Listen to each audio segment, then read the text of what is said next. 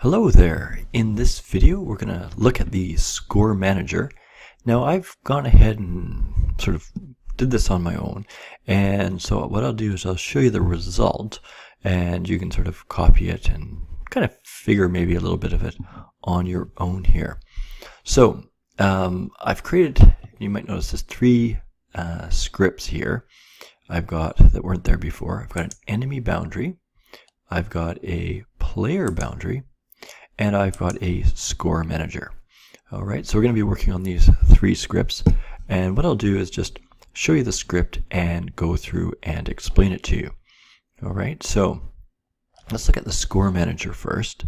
Now, what you might want to do is just sort of pause it here and go through and type these in, and then I'll come through and then sort of listen for the explanation. So if you want to pause it, that's great. Now, this is kind of a score manager, and it's going to be sitting outside of the game, okay, and sort of observing. So if I go and look what I've done, and we'll do this together later, I put this on something that would be just sort of sitting there. And so basically it's on a empty called the score manager. And so you can do that now if you want. You could create an empty, call it score manager. So all it has is a transform, and I reset that to its sort of standard position there, and then I just put the script on it. Okay, and so if I look here and go look at the script, basically we're going to create a variety of variables here. And so I've got the standard ones. I need some place to hold the players, or to display the player score and the enemy score. So that's why I've got these two text variables created. Below that, I need the values.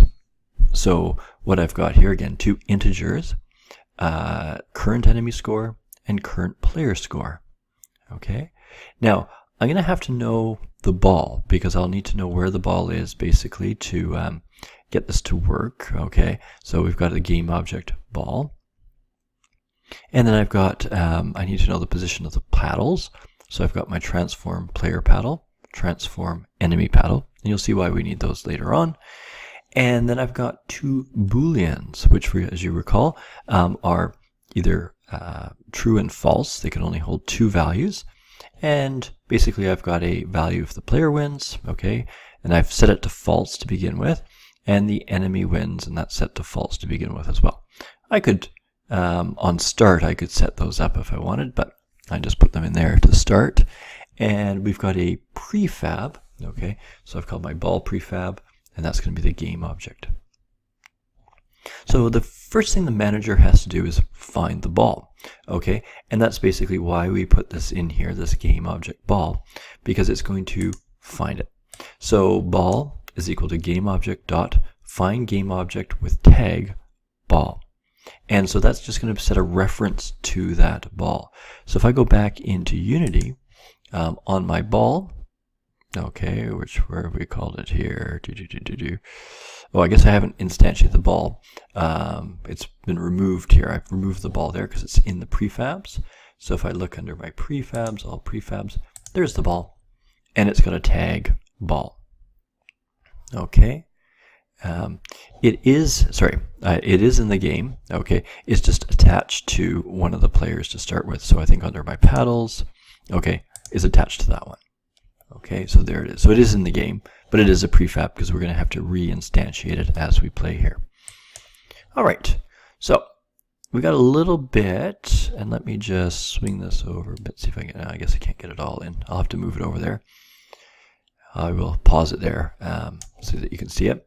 So we've got an update function. So this is going to be majority. This is going to be happening all the time here.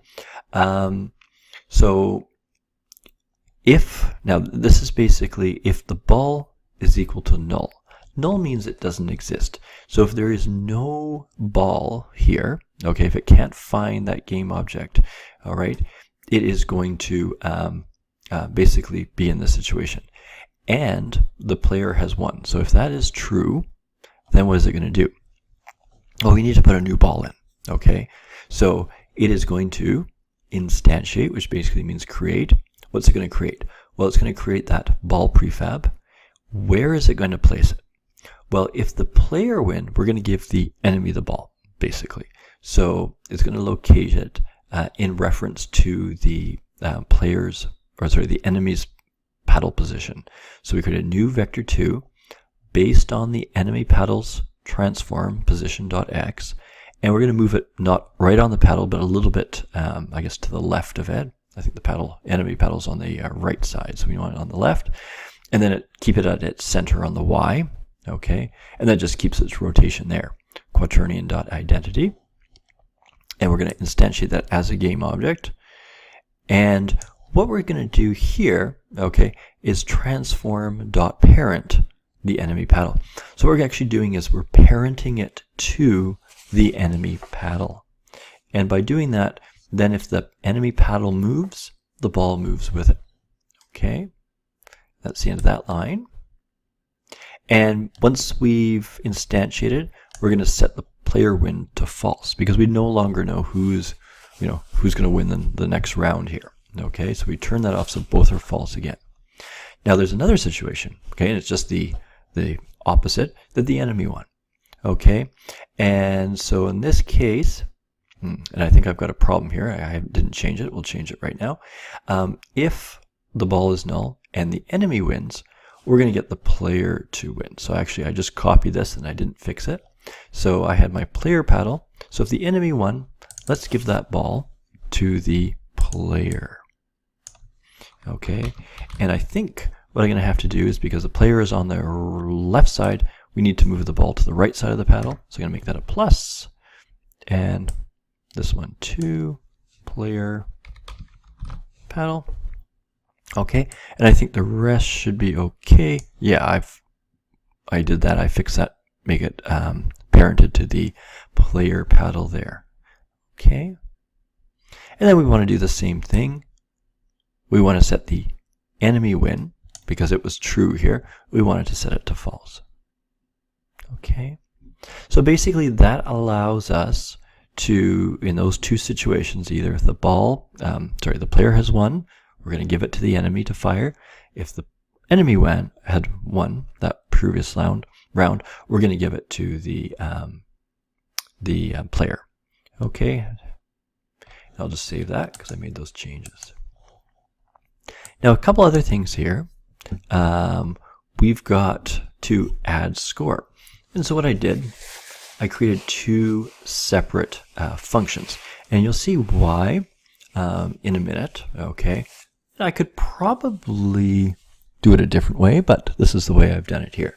So I created a function called enemy, add enemy score, and it's going to take an integer. So it's going to, when you call this function, okay, it's going to take in a integer value, and it's going to be the score value. Again, I probably didn't have to do that because we're always just going to give one. But what I'm trying to do is show you that if you wanted to do different scores, and you had different values coming in, say you were, I don't know, playing a shooter game or something, and you get 5 points for this, 10 points for that, you could use like a thing that's always the same and just, with different arguments here, put in 5, 10, 20, or whatever the case might be. So you're going to take the current enemy score, okay, which would default to be 0 here. I mean, I could make that very explicit by putting in the start here as current enemy score equals 0. That would be fine. But we're going to add the score value. Okay, so it's going to be 1. Then we got to update our score text. Okay, so enemy.score.text. I think we've seen this before. Current enemy score to string, so we have to change it to a string value from an integer value. And if we've added to the enemy score, we're going to set enemy win to true. Then that would work out here, right? Because if that is set to true, it's going to do one of these things. Okay. Player score, very similar. Just let me make sure I did that correctly. So there's a mistake in here. We'll fix that up. So I just copied and pasted it and made a couple changes. So again, it's going to bring in that score value. It's going to add to the current score. This is the problem here. Player score.text is going to give you the enemy score. That's not right. So the player score to string and set the player win to true. Okay. So, like I said, pause it if you need to and type those in and save it up. Okay. Good. I think what I'll do is I'll end this one here, and in the next video we'll look at these two other ones. It's not on here at the moment, but come back here on our scripts. So what we need to look at is the enemy boundary and the player boundary, which again will be very similar. We just have to get them. Basically, we're going to get these two scripts communicating with the score manager there. All right, so we'll see you in the next video. And I'm out of shape here doing this. Okay, whoops, no. There it is.